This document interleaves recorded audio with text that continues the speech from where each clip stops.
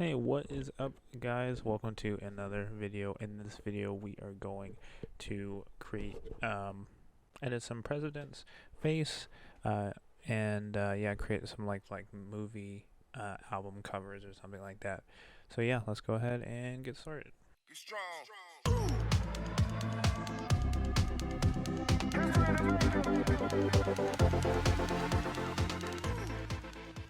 Alrighty, so the first thing that I want to do is I had already masked out a lot of the president's face. We're going to use Obama, and I'm just going to go ahead and create another mask using the brush selection tool. Super easy. Always when you use the brush selection tool, make sure that you refine, hit the refine button, and then go ahead and just check that the mask looks good and stuff. If you want me to do more in-depth tutorial about the brush selection tool, let me know and I can go ahead and do that. If you haven't seen my other videos, go ahead and check them out. But here I am just kind of color correcting, messing with the levels and the white balance and trying to match it as close as I can. Yeah, so we're just gonna go ahead and mask it out. And when we do this, yeah, I was going for like the three-headed look because I was trying to make it like an EDM, like cool music cover.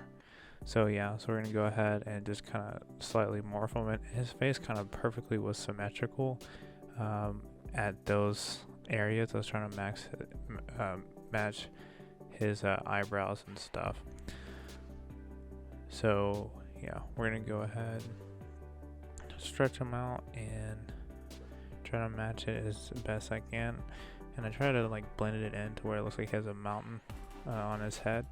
And so yeah, we're gonna go ahead and use the mesh tool. It's a super awesome tool that you can use to help bend, and it's kind of like the perspective tool, but it's a little more in depth, and it's super powerful once you get the hang of it.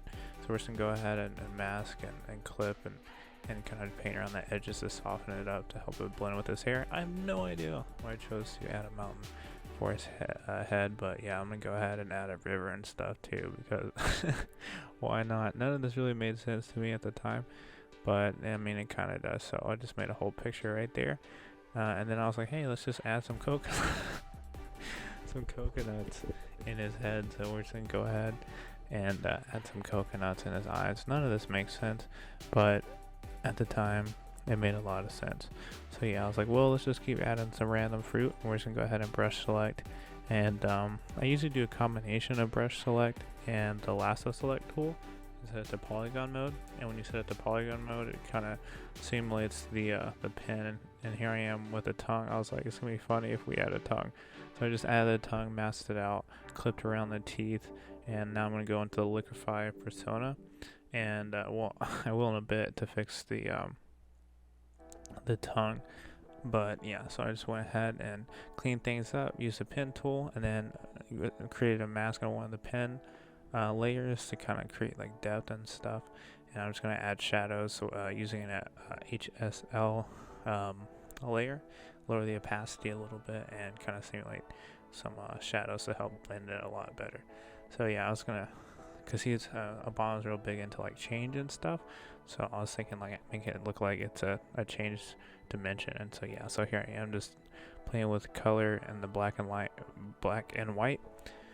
Yeah, so we're gonna go ahead and do the liquify here, and I'm gonna just move the tongue around.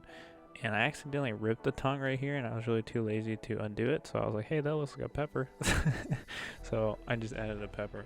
No idea why. Oh, by the way, check this out right here. This painting, my fiance got it for me. It's really awesome. It is by Tin Hunt. He's one of my best artists ever, and this is what the final image looks like. Pretty cool. So now we're going to switch over to Bill Clinton, and we're going to go ahead and mask him out just like we did with the first president. And cool, so we're going to kind of situate it and color correct here, and I just did a white balance and did a warmer tone because the under image is warmer tone. We're just going to mask around and try to blend this the best we can. This back image, if you go to we're going to use the mesh tool here, and see how I'm just kind of like moving it around and kind of fitting it better. That back image, we just used the stock tab, and I just googled country singer, and this is what came up. So I think it's royalty free and stuff. So yeah, we're gonna have to shade and kind of blend this a lot better. So I'm kind of just try to blend it the best I can, and this is why it's good to have multiple layers of like, this is why it's always good to have a copy or to mask and work non-destructively, because when you're doing this many edits and stuff, you want to try to blend the best you can. So yeah, now I'm just kind of doing some more advanced techniques. I'm blending, and then I'm also using multiple opacities and stuff to kind of blend a lot closer. So now I need a different part of his neck, so I'm just gonna get that same image, remask it, kind of put the neck down and blend it. I think I use this actually for his hair because I want to give him a little like mullet and stuff. So I'm just gonna go ahead, move this around, blend it in, make sure like his neck is like somewhat even. Show his nose because I want it to look just like him and stuff. Add some shadows around here, and then just kind of go in and finish the edit and stuff. And just, you see, I'm just like constantly referencing.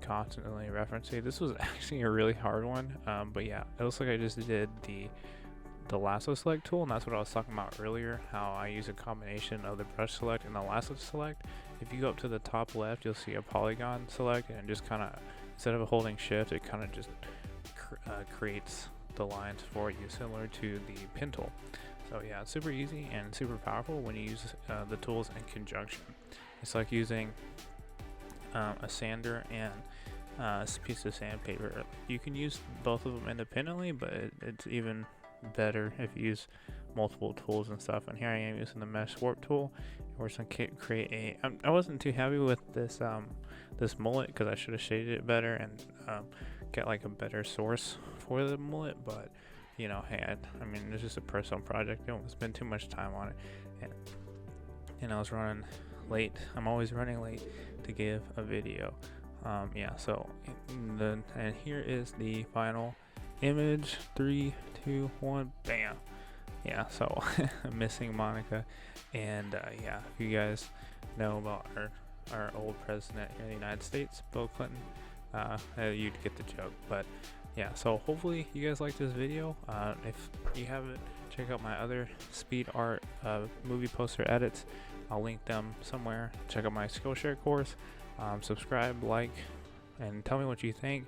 If you have any ideas for the next video or something, please let me know. Thanks for watching this far. You guys have a great rest of the day.